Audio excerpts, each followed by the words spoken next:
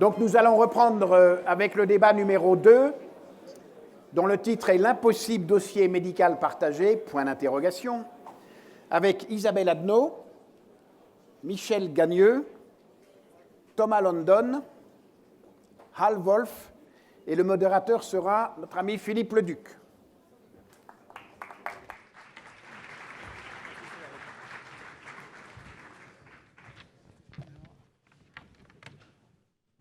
Oui, vous pourriez applaudir après. Après les objets connectés, on va passer aux choses sérieuses. Alors le titre, c'est l'impossible dossier médical partagé, point d'interrogation, comme ça a été bien précisé.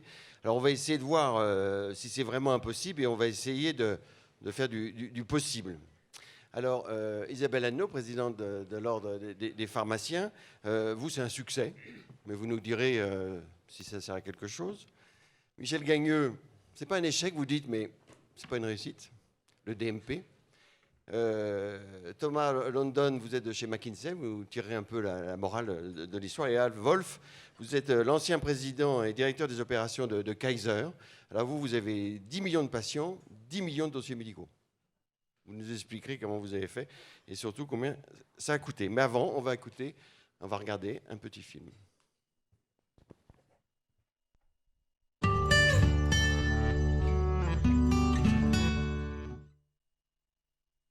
Le dossier médical partagé, c'est un peu l'histoire d'un bateau qui, faute de cap, fait des ronds dans l'Atlantique depuis plus de 10 ans.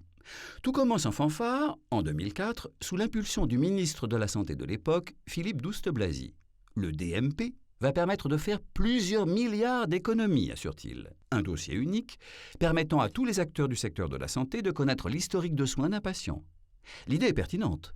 Elle s'annonce comme un moyen efficace d'améliorer la coordination des professionnels de santé et la prise en charge des patients, en évitant par exemple des examens inutiles ou des interactions médicamenteuses dangereuses conduisant à des hospitalisations coûteuses.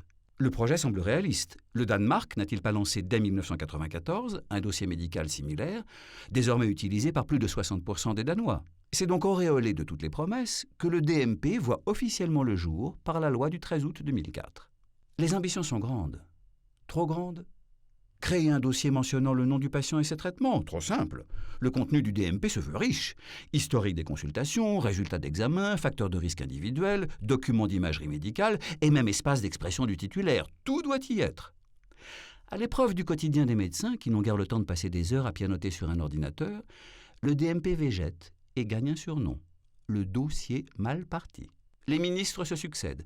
Xavier Bertrand, Roselyne Bachelot, Marisol Touraine. Les coups d'arrêt et les relances aussi. Au final, l'addition est salée et le résultat peu reluisant. Le DMP a coûté 500 millions d'euros pour 500 000 dossiers ouverts, avec un taux de remplissage de 10% des informations prévues. Cruelle comparaison, créé 3 ans après le DMP, le DP, le dossier pharmaceutique, lui, a déjà franchi la barre des 36 millions de dossiers ouverts et coûté seulement 5 petits millions d'euros financés par les pharmaciens eux-mêmes. La leçon, les bons outils ne servent à rien sans coordination, pilotage et volonté politique. Voilà. Tout est dit. Je n'ai plus qu'à partir. Tout est dit. Coordination, pilotage, volonté politique. Isabelle Adneault, vous avez 37 millions de DP qui ont été déployés. Bon, il faut reconnaître que le DP, le dossier pharmaceutique, est carrément beaucoup plus simple que le DMP. Vous allez nous dire à quoi ça sert, si ça sert à quelque chose réellement, quelle a été l'évaluation. Mais comment vous avez réussi? C'est les pharmaciens qui ont développé le DP. Pour les pharmaciens, est-ce que c'est ça la clé du succès? Alors effectivement, le dossier pharmaceutique est un outil professionnel qui permet aux pharmaciens, qu'ils soient hospitaliers ou de ville, de pouvoir exercer correctement leur métier. Et en fait, en moins de 200 millisecondes, ils arrivent à avoir la connaissance des médicaments qui ont été pris dans n'importe quelle pharmacie française, pour l'instant de ville, et demain pharmacie hospitalière, et de calculer les contre-indications qu'il peut y avoir entre les médicaments. Mais qu'est-ce qui a fait le succès très rapide? Ça n'a pas été si simple que ça, quand même. Il y a des pharmaciens qui ne voulaient pas. En plus, payer eux-mêmes. Le succès, justement, rationnel, c'était impossible puisque c'était eux qui payaient. Donc, côté financier, c'était excessivement difficile de leur dire « vous allez devoir payer ». Le succès, je crois qu'on a joué sur l'émotionnel. Les pharmaciens ont la hantise justifiée qu'on les assimile à des fournisseurs de boîtes. Donc à partir du moment où on leur donne les moyens de faire correctement leur métier, ce pourquoi ils ont été formés, il y a une fierté et qui fait qu'il y a une ambition collective et de fait le dossier pharmaceutique a fonctionné. Merci. Alors Michel Gagnon, est-ce que vous n'avez pas assez joué sur l'émotionnel parce que vous réfutez l'idée que le DMP est un échec. 500 000 dossiers médicaux partagés ou personnels, on ne sait plus très bien, créés. 1 sur 2, paraît-il, qui est vide. 1 sur 4, je vais vous embêter encore un peu plus. 1 sur 4 où les informations ne sont pas très bien remplies, on ne peut pas forcément l'utiliser. Bon, vous l'avez relancé en 2008-2009. Ça n'a pas coûté 500 millions, vous dites, ça a coûté 250. 100 millions en première version, 150 pour vous. Mais ce n'est pas un échec pour vous parce que ça marche, mais c'est les politiques qui n'ont pas pris la décision de le déployer. Alors, dites-nous un petit peu quelle est la vision du DMP que vous aviez, pourquoi ça n'a pas marché quand même.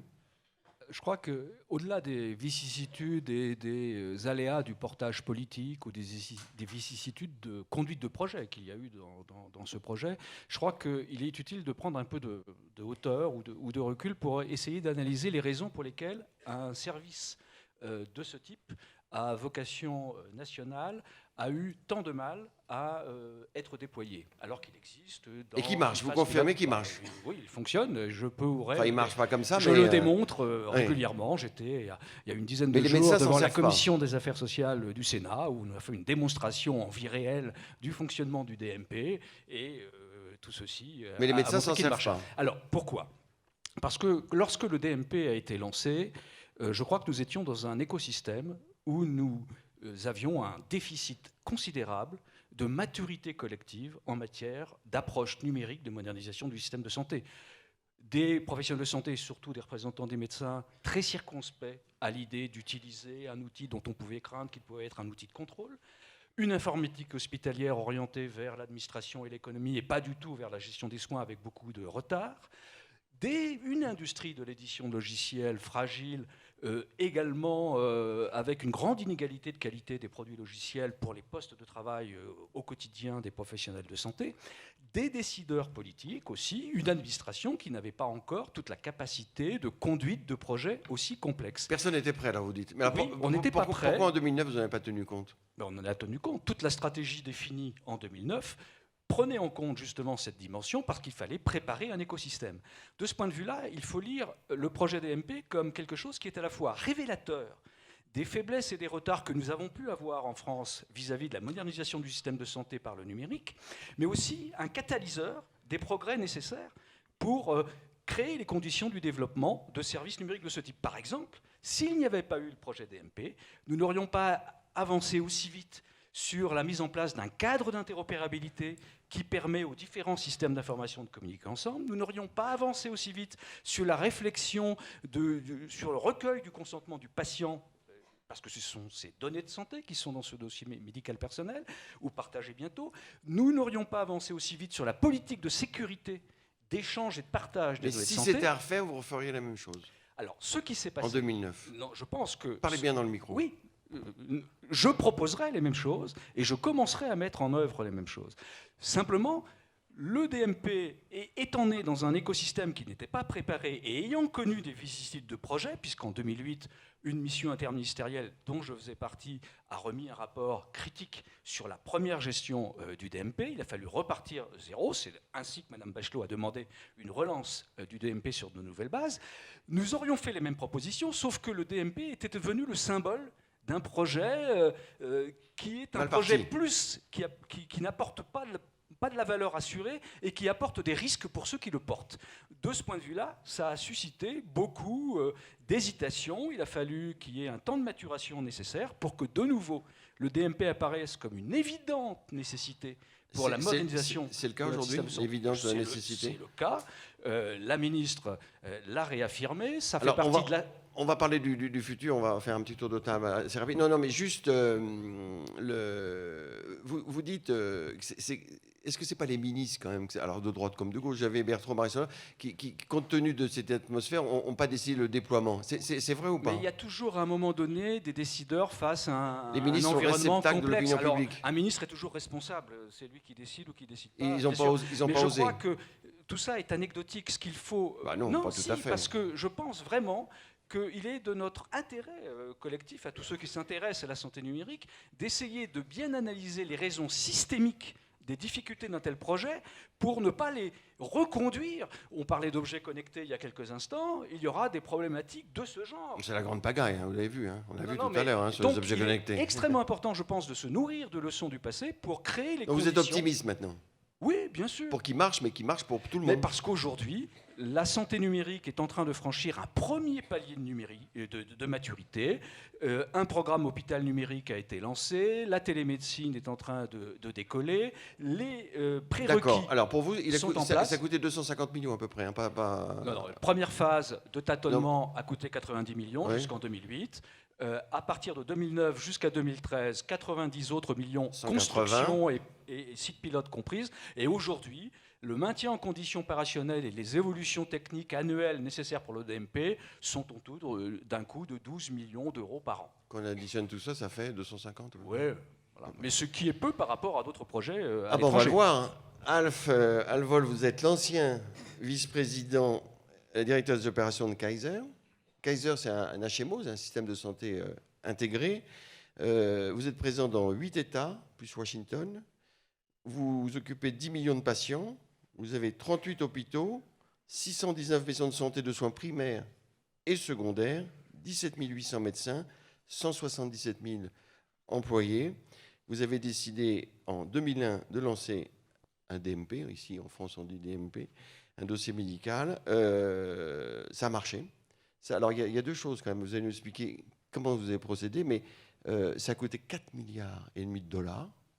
C'est beaucoup, de notre point de vue, entre les 5 millions et les 250 millions d'euros. Mais ça marche. Les 10 millions de vos patients, ils ont tous un DMP. Puis il y a une chose, c'est que les médecins, ils sont salariés chez vous. Vous leur avez dit, vous utilisez le DMP, ils l'ont utilisé. Mais alors, c'est quoi le DMP pour vous? Puis vous nous direz aussi un peu, en dehors de Kaiser, si le dossier médical s'est développé. Mais c'est quoi le DMP? C'est quoi les raisons du succès de votre dossier médical? Eh bien, je pense que le développement de ce dossier à l'intérieur de Kaiser Permanente était une décision partagée, mutuelle, qui a commencé avec tous les raisonnements que vous avez eus chez vous en France en 2004.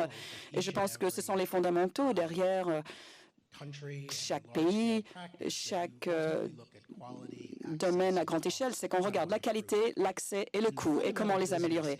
Et le business fondamental à l'intérieur de Kaiser, c'est bien sûr, on s'occupe de 10 millions de patients, mais comme tout système de soins, vous avez la gestion de maladies chroniques qui consomment presque 80% du coût à l'intérieur du système. Donc 20% des patients consomment 80% du coût de façon constante. Et sans un environnement intégré cliniquement et verticalement, il n'y avait pas de façon cohérente de traiter ces patients à travers le continuum. Il y avait des limites pour améliorer l'accès et la qualité. Sans cette possibilité de limiter trop d'examens inutiles, de faciliter la transition entre les soins primaires et les soins secondaires. Donc, initialement, il y a eu un programme en 2001 qui a échoué dans sa première tentative avec un produit développé en interne. Ensuite, ils ont pris un produit commercial. Combien ça vous a coûté ce premier échec? Assez cher, paraît-il. Eh bien, à l'époque, à peu près 500 millions de dollars, le premier projet, et ça ne se passait pas bien. Donc, la décision était d'arrêter le projet et de recommencer à zéro. Et la deuxième partie, comme vous l'avez dit, au fur et à mesure de 10 années, ça a atteint 4,5 milliards. Alors, aux États-Unis, on dépense trop sur tout ce qui concerne la santé. Donc, n'oubliez pas. Donc, je pense que si on revenait en arrière et on regardait 2004 à l'époque, c'était un déploiement énorme et le plus grand au monde. On pourrait le faire aujourd'hui, à mon avis, pour un coût de 50% de l'époque, parce qu'on a appris un certain nombre de leçons. Néanmoins, c'était un programme très ambitieux où tous les hôpitaux, toutes les cliniques, et il y avait aussi vraiment un contact avec les consommateurs. Alors, les raisons du succès, alors. Il y a un dossier médecin et un dossier patient. chacun leur dossier, et chaque professionnel de santé a son dossier dans le dossier. C'est customisé, comme vous dites. Oui, alors je vais clarifier le système. Donc, la première raison du succès, à mon avis, clairement, c'était que les docteurs se sont appropriés le système. Ils ont dit, on est en accord avec ce système. Au niveau du leadership des médecins, comme pour tout système, vous êtes entouré par des personnes brillantes qui sont formées en tant que médecins et ils réfléchissent tous à comment ils veulent fonctionner de façon indépendante. Mais lorsque les leaders de la communauté des médecins s'est décidé à le faire, ils ont dit autrement, on n'améliorera jamais notre accès, jamais la qualité, jamais les coûts sans le faire. Il y a eu une décision qui a été assez unique. Et donc cette décision a été prise par les médecins et tout le monde l'a suivi. Et ça a été assez unique et c'était vraiment la clé du succès, je pense. Les médecins n'ont pas eu le choix. Ils étaient obligés d'utiliser le DMP chez vous. Eh bien, la décision a été prise par les leaders médecins de suivre ce chemin. Et alors, c'est un environnement intéressant. Donc, les leaders sont élus, en fait. Les médecins sont élus. Ce ne sont pas des personnes qui sont nommées par l'administration. Ils sont élus par leur partenariat individuel. Donc, ils auraient pu ne pas être élus s'ils ne prenaient pas cette décision. Donc, cette décision a été prise à l'intérieur d'un congrès, si vous voulez, un congrès de médecins. Donc, il y a eu énormément de discussions pour s'assurer que les gens se mettent d'accord. Et c'était vraiment la gestion de changement classique. Il y avait 30% des personnes qui étaient extrêmement enthousiastes en faveur du projet, 30% qui étaient enthousiastes contre le projet, et l'autre tiers était au milieu et ils voulaient voir où serait la réussite. Aujourd'hui, beaucoup de ces leaders qui étaient opposés de façon véhémente au DMP, si on essaye de leur enlever aujourd'hui, ils seraient aussi opposés qu'au début du projet, ils étaient opposés au projet. En dehors de Kaiser aux États-Unis, quel est le déploiement du DMP, du dossier médical? On le voit dans beaucoup de systèmes et avec des variantes différentes. Donc le Danemark, vous en avez parlé plus tôt dans la vidéo, et je suis un professeur invité à l'Université du Danemark du Sud, et c'est une relation assez similaire à ce que vous avez construit ici. Donc on a parlé de Maccabee ce matin, pendant le débat, ils ont parlé de Maccabee. C'est encore un modèle pleinement intégré. Singapour aussi. Donc on voit ce type de EMR ou DMP dans un certain nombre de pays qui sont... Et il y a en fait deux types. Un type de prestataire de services pour tout le monde, mais c'est difficile à faire, ou comme on le fait aujourd'hui aux États-Unis, dans son ensemble, avec ce qu'on appelle Meaningful Use.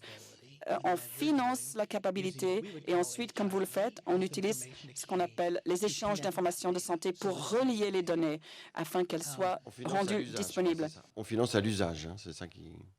On finance que si les gens s'en servent. Oui, et donc ce que le gouvernement a fait dans le cas des États-Unis était de financer les déploiements initiaux, et avec ces déploiements, il y avait quand même une responsabilité de l'utiliser à certains niveaux. Et ça, c'est le programme qu'on appelle Meaningful Use.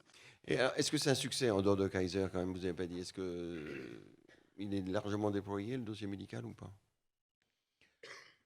Je pense que vous verrez des résultats mitigés pour deux raisons fondamentales. Cette triangulation de ce qu'on appelle les personnes, les process et la technologie. La technologie, c'est la partie la plus simple. On peut tous aller chercher un DMP commercial.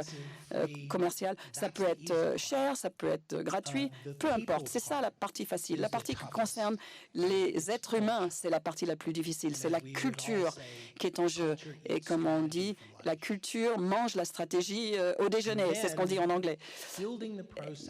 Donc, ensuite, il faut construire les processus autour de l'utilisation de l'information. C'est ça la clé. Les gens doivent se l'approprier. et l'apprécier. Mais on commence à voir une réalisation, et je pense que c'est ça ce qui est crucial, c'est que la santé et la médecine basée sur les preuves avancent très, très, très rapidement. Si on revient aux années 70, il n'y avait que 300 articles par an qui étaient publiés dans les journaux professionnels. Et si vous étiez un médecin vraiment attentif, on pouvait lire un article par soir et être au courant. Maintenant, il y a plus de 4000 articles et protocoles qui sont produits par an. Sans l'informatique, ce sera plus possible d'être au courant. Est-ce que c'est le dossier du patient? Est-ce que c'est le dossier du médecin ou du patient ou des deux? Et vous me disiez, est-ce que ça favorise vraiment la relation patient-médecin sans que le patient ait besoin de venir au cabinet, etc. Est-ce que ça permet cette communication, cette coordination beaucoup plus large? Aux États-Unis, le dossier appartient à l'établissement de soins avec beaucoup de respect, parce que tous les patients ont un accès complet à leur dossier. Ils ne sont peut-être pas juridiquement propriétaires de leur dossier, mais la différence est assez minime. Les gens reconnaissent que c'est leur information personnelle avec un accès complet. Le patient voit ce qui est à l'intérieur de leur dossier, qui est disponible électroniquement, mais ils peuvent demander une copie n'importe quand, et le médecin doit fournir cette copie à n'importe quel moment que le patient le demande. Mais le médecin a une partie secrète. Le médecin a une partie dans laquelle le patient ne peut pas accéder. Il y a deux dossiers en fin de compte, non? Eh bien, c'est un seul dossier, mais je pense que ce que vous voyez dans tous ces dossiers électroniques, c'est ce qu'on appelle les données structurées, qui sont les données dans ces champs que vous remplissez, et les données non structurées, qui sont les notes et les commentaires. Cette partie-là est difficile à restituer électroniquement sur un iPhone ou sur le web, et c'est cette partie-là où le patient dira « j'aimerais bien voir toutes les notes écrites ». En fait, elles existent de façon transcrite, mais en général, elles ne sont pas communiquées parce que la demande est relativement faible pour ce type d'information et le coût de rendre cette information toujours disponible est assez élevé. Mais voilà, c'est un coût élevé pour rendre cette information disponible, mais les patients ne demandent pas à avoir cette information ou ça leur est interdit? Parce que s'il y a un procès, ils vont demander, dire oui, moi j'aimerais avoir les informations. Non. Comment vous gérez ce problème par rapport à la justice? Non.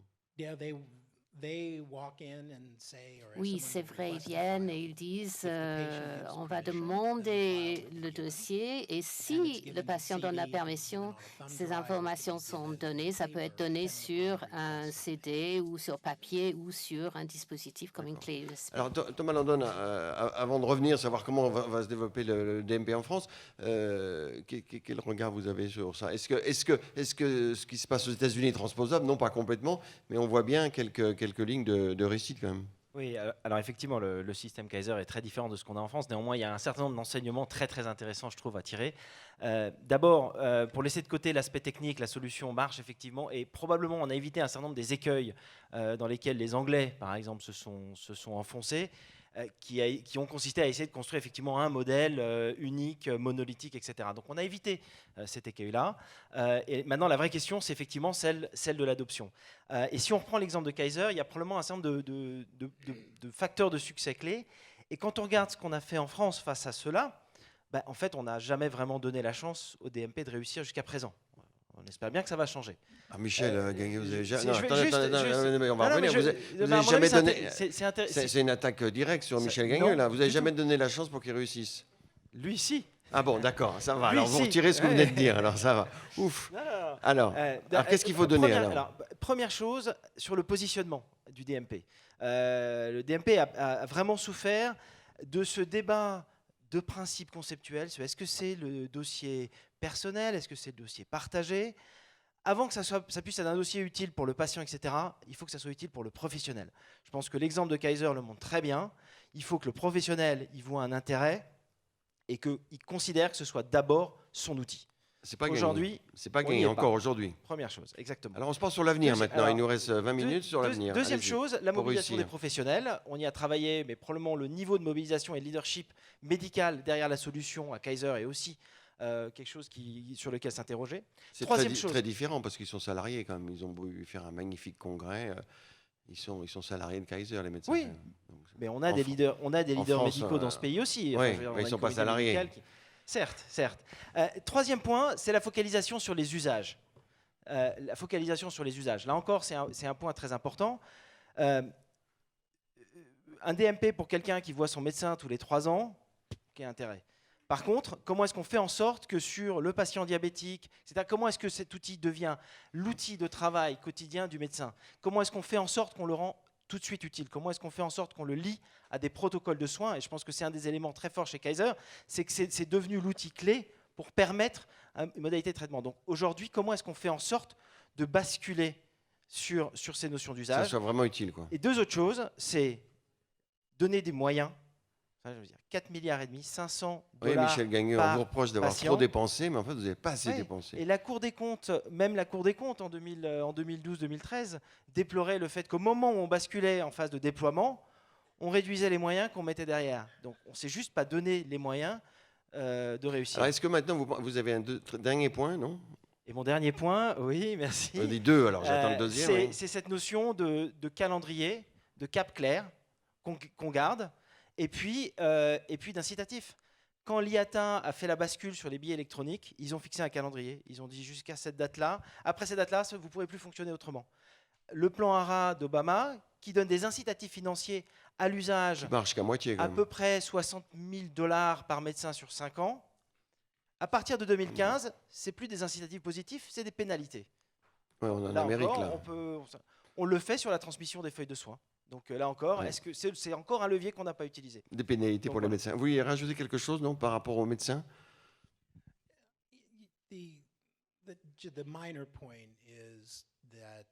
Le point mineur est que la position de Kaiser est que les médecins ne sont pas nos employés. Ils font partie de cabinets et ils s'engagent auprès de la Fondation. Mais en même temps, le mouvement pour les paiements basés sur les résultats est donc le moteur fondamental du système. Et c'est ça le changement qui commence à poindre aux États-Unis par rapport au financement de Medicare et à d'autres systèmes dans le monde. Des activités basées sur des centres sont le moteur d'autres activités. Et lorsqu'on change et on base tout sur les résultats, ça change les perspectives Donc, de 37 manière millions, radicale. mais ils s'en servent, les pharmaciens. Et est-ce que moi, je suis dans ma pharmacie, je suis à Paris. Bon, on m'a jamais demandé. Bon, je ne vais pas souvent, mais de temps en temps quand même. Bon, est-ce que vous savez si ça sert à quelque chose? Alors oui, ça sert énormément et on va dévoiler une étude parce que l'Ordre des pharmaciens ne peut évidemment pas évaluer, s'auto-évaluer lui-même. Donc on a demandé d'un côté à 6 facultés, de l'autre côté à 8 facultés. Donc il y a 2 études qui vont sortir et le 16 novembre, ils vont amener les raisons, les résultats de l'utilisation du dossier pharmaceutique. En fait, ce que je voudrais dire par rapport au système anglais, par exemple, le NHS dit que pour son SCR, le Summary Care Record, On va appeler ça DMP, oui. on va appeler ça Anglais. DMP, il y a 6 informations par minute de partage. Nous, pour le dossier pharmaceutique, on est à 630 informations partagées chaque minute. Donc on voit bien que l'échange fonctionne. Donc nous, on Des peut donner pharmaciens les qui chiffres. regardent vraiment, pas des informations qui se C'est partagent automatique, entre elles. c'est Ouais. automatique, ça arrive Ouais. automatiquement. D'accord. Donc de toute façon, qu'ils le veuillent ou non, c'est Et automatique. donc il y a des effets secondaires Et qui ont été l'étude se fait. évités, il y a des meilleures prescriptions qui ont été... C'est les chiffres qui seront donnés. Mais pour tout à l'heure, sur le débat, pour moi, à un moment donné, l'envie est supérieure à la contrainte. Première des choses. Donc il faut que les professionnels de santé, qui ont une vocation professionnelle de santé, aient envie d'utiliser cela. Bien évidemment, ça va bénéficier aux patients, mais c'est la raison. La deuxième chose, c'est ne pas se tromper d'enjeu. Se tromper d'enjeu, c'est comme arroser le désert. Pour moi, c'est exactement ça. Et à un moment donné, ce qui a été dit tout à l'heure dans la vidéo, c'est que l'enjeu, c'était de gagner de l'argent. Sur l'économie, c'est sur la solidarité, c'est très bien, je veux dire. Mais la première envie du professionnel de santé, c'est pas forcément de gagner de l'argent. Certes, la solidarité le préoccupe, mais ce qui l'importe, c'est de pouvoir bien exercer son métier. Et là, je pense qu'il y a eu un mauvais message au départ, et en tout cas pour nous, que nous on n'a pas pris, et c'était en ça que.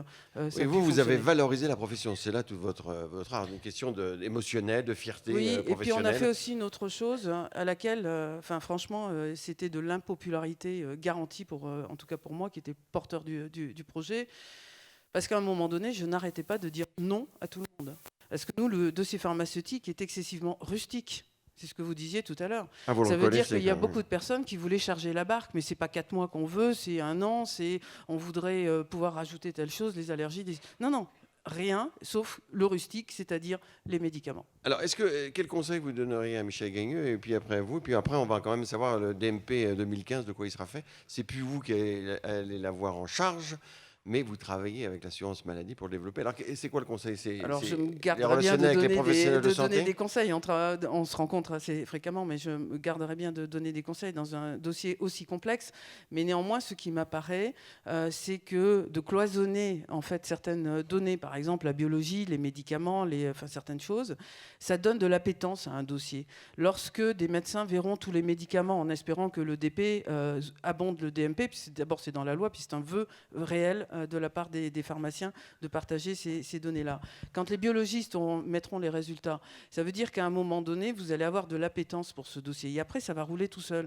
De vouloir faire des cathédrales dès le départ, on est sûr que la fondation n'y est pas et que ça tombe. Vous ne vouliez pas donner de conseils, vous en avez donné un quand même, c'est parfait. Alors, deux points, deux leviers importants, et puis il faut qu'on sache de quoi sera fait le dossier médical de demain. Ouais. Moi, je voudrais revenir sur un point que Al a mentionné, qui est celui de la tarification et de la manière dont on rémunère aujourd'hui fondamentalement à l'activité, au volume en ville. L'incitation et l'incitation qui est des professionnels. modalité de paiement des professionnels. Dans le cas et en parlant sous le contrôle de Hal, dans le cas de leur DMP, ça a permis de dématérialiser un certain nombre des interactions entre le patient et son médecin, les renouvellements d'ordonnances, tout ce genre de choses. Il n'y a plus besoin d'avoir une présence physique du patient en face du médecin. Aujourd'hui, en France, compte tenu du moyen de paiement, de la manière dont on paye, on voit bien que l'incitatif financier va à l'encontre de ça. Par ailleurs, on utilise encore aujourd'hui comme un moyen de régulation des volumes la présence physique du patient face au médecin. Et donc là, du coup, ça faut développer les ces forfaits. choses-là crée une barrière très claire au DMP et en fait à tous ces usages nouveaux du numérique qui doivent permettre justement de fluidifier tout ça. Mais si on ajoute le développement du DMP, une modification de la nomenclature et la rémunération des médecins, j'ai l'impression qu'on complexifie un petit peu le problème. Oui. On élargit le problème, parce On qu'effectivement, on traite d'autres problèmes que Michel celui du Gagneux, DMP. malgré tout ça, vous êtes très très optimiste sur le DMP futur. Vous travaillez beaucoup avec l'assurance maladie qui, selon la loi santé, va le prendre en charge. Vous considérez que ça va se mettre en place. Pourquoi maintenant ça marcherait alors que ça n'a pas bien marché, on va dire, jusqu'à présent? Je pense qu'aujourd'hui, l'ensemble des parties prenantes ont compris ce qui était posé comme les vrais enjeux du déploiement d'un outil universel comme le dossier médical partagé. Tout à l'heure, M. Wolf vous a dit, à juste titre, que le défi n'était pas technologique, il est culturel. Parce que ce sont les mentalités, les comportements, les pratiques, les représentations sociales, les organisations que l'utilisation d'un outil d'échange ou de partage comme le DMP mobilise.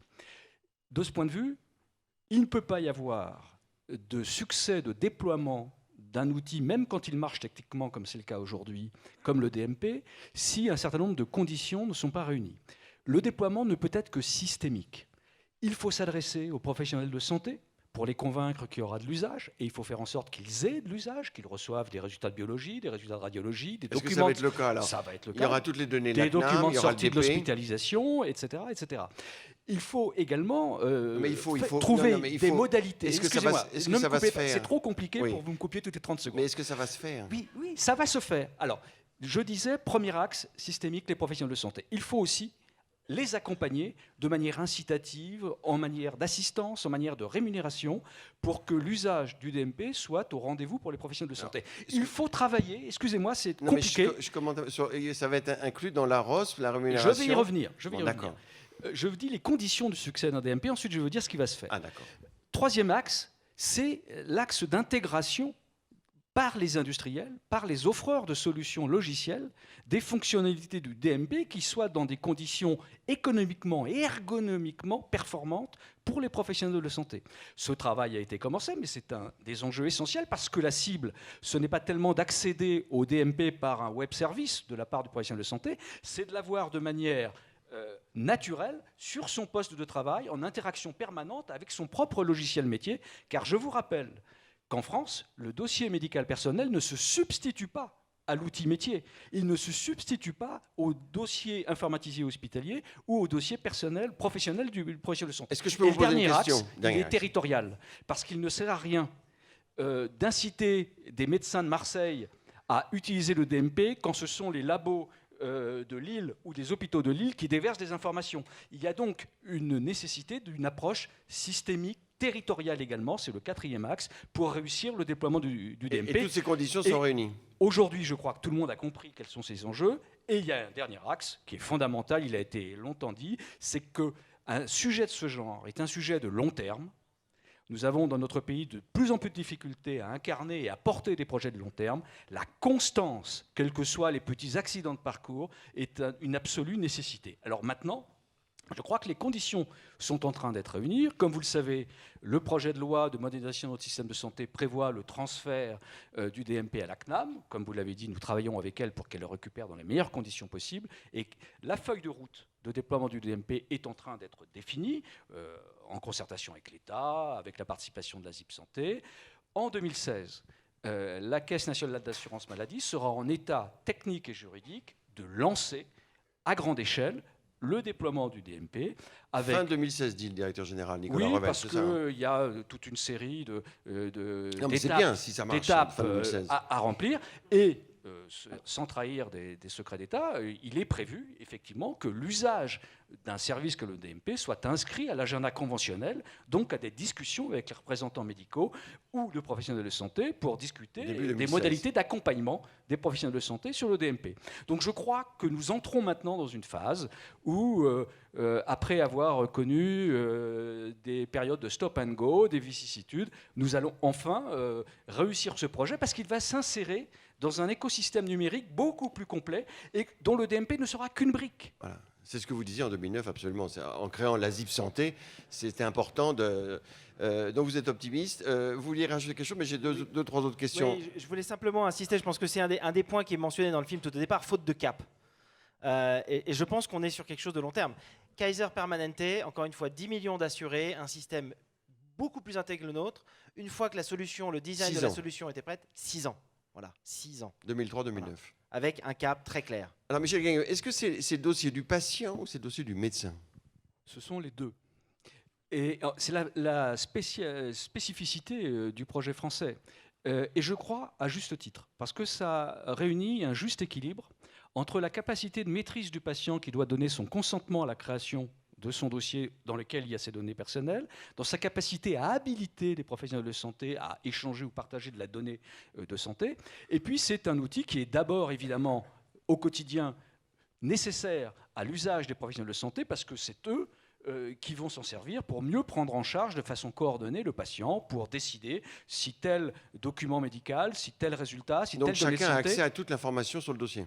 Sous le contrôle du patient, sous l'œil du patient, avec un espace pour le patient et évidemment un espace de partage pour les professionnels de santé. Et patient-médecin aussi, entre professionnels et patient-médecin. Il y a un espace de communication entre le patient et le médecin. Et alors cette fameuse affaire du masquage, est-ce qu'on va encore s'enferrer là-dedans ou pas ? Écoutez, aujourd'hui... Parce que tout le monde sait ce que c'est que le masquage du masquage. Le patient a le droit de masquer et masquer qu'il a masqué. Quand un patient, se rend chez son médecin, il ne lui dit pas tout. Un dossier tout, comme... enfin presque. Je crois pas toujours, pas tout le monde en tout cas. Et je pense qu'un dossier comme le dossier médical personnel ne se substituera jamais à l'examen clinique, au dialogue entre le professionnel de santé et le patient. En revanche, nous sommes là dans le domaine du numérique, on en a vu quelques dangers tout à l'heure autour du débat sur les objets connectés précédemment. Il est normal que certains patients souhaitent que certaines de leurs données, de leur passé médical, ne soient pas accessibles à tous les professionnels de santé. Une femme qui aurait eu une interruption volontaire de grossesse quelques années avant, est-ce que son podologue a besoin de le savoir? Mais est-ce qu'il faut masquer masquage? La question n'est pas là. C'est-à-dire qu'un patient peut décider de masquer que ça se voit pas. Qu'une information ne soit pas accessible à certains professionnels de santé. D'accord. Voilà. Alors, il ne reste plus beaucoup de temps. Yvon Merlière, qui est le chargé du DMP à la CNAM, disait la semaine dernière à une conférence des Échos que chaque patient pourra ouvrir lui-même sur son compte Amélie son dossier médical. Il donnera son consentement, il sera ouvert. C'est formidable, c'est vrai? Alors, c'est un des projets de la feuille de route travaillé en ce moment par la Caisse nationale d'assurance maladie, mais qui mérite une concrétisation technico-juridique. Ça n'a pas été confirmé par l'assurance maladie, d'ailleurs, ces propos. C'est à bâtir, parce qu'aujourd'hui, le souci d'Yvon Merlière et de la Caisse nationale d'assurance maladie, c'est que devant les retards accumulés par ce projet, qu'on ne peut pas nier, oui, c'est devant nous, il puisse y avoir un effet de déploiement rapide. Une des craintes suscitées par les acteurs, c'est que le temps de création, c'est une fois dans la vie d'un patient, la création d'un DMP, prenne trop de temps aux professionnels de santé en exercice quotidien. En vérité, techniquement, la création d'un DMP, nous avons fait plein de tests avec des non-initiés, c'est 57 secondes. Simplement, pour créer un DMP, il faut aussi donner de l'information au patient pour recueillir son consentement, lui expliquer ce que c'est, les conséquences que ça va avoir, à quoi ça va être utile. Oui. Et donc, la crainte qu'on peut avoir pour certains acteurs, c'est que ce temps nécessaire à la création soit un obstacle au premier déploiement. Donc l'idée, c'est d'essayer de simplifier ça en ayant une création plus rapide. Donc du ça DMP. va se faire. En tout cas, le projet est à l'étude. D'accord. Un commentaire? Oui, je pense que notre débat est en fait assez représentatif du débat qui a lieu. Ça tombe bien. On passe beaucoup de temps à s'interroger sur les problématiques techniques, sur est-ce que ça va fonctionner, etc. Juste, on devrait parler beaucoup plus des bénéfices, de ce que ça va apporter, et se donner les moyens de communiquer de manière beaucoup plus claire, beaucoup plus rapide, sur des choses qui fonctionnent. Et je pense que ça serait très intéressant d'entendre Al sur la manière dont, fondamentalement, si on pouvait commencer à montrer que sur tel bassin, sur tel type de population, voilà ce que ça a permis, et qu'on focalise le débat beaucoup plus là-dessus, à mon avis... Donc on a fait un débat pour rien, c'est ce que vous êtes en train de dire là? Non. Donc vous voulez comprendre quand même pourquoi... Mais on est persuadé que c'est formidable, il nous l'a expliqué, Wolf. On est tous persuadés que c'est formidable. Évidemment que la coordination des soins, le grand enjeu d'aujourd'hui, de la médecine d'aujourd'hui, par rapport aux pathologies chroniques, on va le dire, c'est la coordination des soins, c'est la communication entre les professionnels de santé. Un mot de vous sur l'importance de tout ça, sur le dépistage des maladies aussi, parce que ça vous permet de screener différents thèmes et le suivi des maladies chroniques. Pour vous, c'est très important. Il ne reste plus que 6 minutes, 1 minute pour vous et 1 minute pour chacun.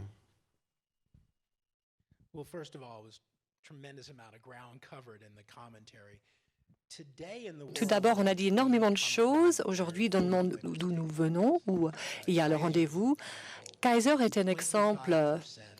25% de toutes les rencontres qui ont lieu sont électroniques, grâce aux mails, grâce aux vidéos, grâce aux appels téléphoniques, donc plutôt que des rencontres de face à face. Et c'est parce que c'est le patient qui est moteur de tout cela. Personne ne veut dépenser 3 heures, passer 3 heures, aller voir le médecin pour poser une question qui va durer 37 secondes. Mais c'est ça notre paradigme aujourd'hui. Donc cette appartenance à la technologie numérique, c'est une appartenance du patient. C'est plus rapide, c'est plus convenable, cela crée un meilleur accès. Ça, c'est le premier point. Tout d'abord, il y a les modèles de remboursement. Voilà, on va y arriver. Les médecins ne sont pas payés à l'acte chez vous. Ils sont payés au forfait. Correct. Oui, c'est ça. En fait, cela dépend. Dans certains systèmes, la réponse est oui à cette question. Dans d'autres systèmes, le service FIFA, donc il y a un service basé aux frais, mais ça change aux États-Unis parce qu'il y a maintenant le remboursement du gouvernement. Et en 2020, plus de 50% seront payés par le gouvernement. Donc cette tendance change radicalement. Donc c'est plus basé sur l'activité. Donc c'est grâce au patient, c'est le patient qui est moteur. Et il y a un autre point. Donc la pharmacie clinique est entièrement intégrée au continuum de soins. Donc chaque diagnostic ayant lieu va à l'encontre du soutien clinique, tout ce qui était revu par la clinique. Donc, il y a des pharmaciens cliniques qui regardent toutes les ordonnances, parce que le nombre d'ordonnances par patient pour le soin de santé de maladies chroniques est énorme, jusqu'à 17 différents médecins pour quelqu'un qui a 4 maladies chroniques ou plus et jusqu'à 50 médicaments différents. On ne peut pas couvrir tout cela sans le pharmacien qui travaille dans l'établissement. Isabelle, alors il nous reste 4 minutes, 1 minute chacun. Alors, pour réussir ça, enfin, sur les bienfaits, sur l'intérêt, je crois qu'on est tous convaincus. Qu'est-ce qui vous paraît important là pour Ce qui vient d'être dit par Al est tout à fait exact, c'est-à-dire que les chiffres qu'on va donner, c'est des millions d'interventions. Donc, sans dévoiler ce qui va se passer à peine dans quelques semaines maintenant, et vraiment chiffré de ce qui se passe, c'est qu'effectivement, les gens ont beaucoup de médicaments. Alors, puisqu'il reste que quelques secondes de temps de parole, moi, ce que je voudrais dire, c'est toujours dans ces genres de dossiers, avoir un temps d'avance. Et pour nous, le temps d'avance, pour le futur du dossier pharmaceutique, c'est augmenter la couverture vaccinale des Français. Donc maintenant, le dossier pharmaceutique, c'était 4 mois pour les vaccins et les médicaments biologiques d'ailleurs, et les biosimilaires, ce sera 21 ans. Donc ça y est, ça c'est fait. Donc on va pouvoir travailler là-dessus. Et le deuxième axe, c'est la chaîne de sécurité du médicament. Pour nous, les 2 gros fléaux, c'est les ruptures d'approvisionnement, qui sont un vrai problème mondial d'ailleurs, mais aussi français, et la question de la contrefaçon. Et donc on va travailler avec ce système-là sur ces 2 sujets-là. Est-ce que le calendrier vaccinal sera sur le DP? Non. Non, parce que les médecins, non, mais par contre, parce que ça c'est extraordinaire. Personne ne sait où on est de ces vaccinations. Vous allez nous répondre. Oui, mais en fait, sans calendrier vaccinal, on peut agir parce que quand un pharmacien verra que telle personne a eu tel vaccin, se connaissant évidemment et en croisant les données pour avoir son vaccin, pourra dire à la personne qu'il a en face de lui, dites donc, il faudrait peut-être aller voir votre médecin, vous devez faire le rappel de votre vaccin. Il faut se vacciner contre la grippe cette année? Oui. Un commentaire, puis vous conclurez là. En 1 minute de conclusion, préparez-vous bien, je ne vous interromprai pas, promis. Alors non, de tout ça, par l'intérêt médical, le facteur clé de succès de ce DMP en France? Encore une fois, je pense que... Si vous l'avez déjà dit, vous n'êtes pas obligé de le répéter. Laissons derrière nous les considérations techniques, focalisons sur les usages, là où il y a vraiment l'intérêt, sur certaines populations de patients, à ce stade, pas sur toutes. Allons utiliser cet outil pour allaiter des problématiques que les professionnels ont aujourd'hui, et puis gardons le cap. Alors, Michel Guégueux, ça va être diffusé très largement ou justement sur une partie de la population, les ALD? Est-ce qu'il y a quelque chose enfin, ça va dépendre de la négociation conventionnelle. Mais... Oui, mais la problématique d'un déploiement comme un outil comme le DMP est forcément universel et large. Et ensuite, évidemment, il est utile pour les patients qui sont pris en charge par des pathologies qui demandent une prise en charge compliquée, coordonnée, etc. Moi, mon dernier message sera pour les patients. Il se trouve que pendant 2 ans, entre 2012 et 2013, j'étais un patient. Pour une patient IM? Non. Un patient, parfois un patient, devant les problèmes de coordination des ça soins, va mieux, car alors. en tant que patient, j'ai eu parfois l'impression de devoir faire la coordination des soins. Et ça, c'est pas normal. Merci. Le patient est au centre du débat, comme on vient de le dire. Il n'y en a pas, mais il est dans nos têtes. Merci, madame. Merci, messieurs. Et à bientôt.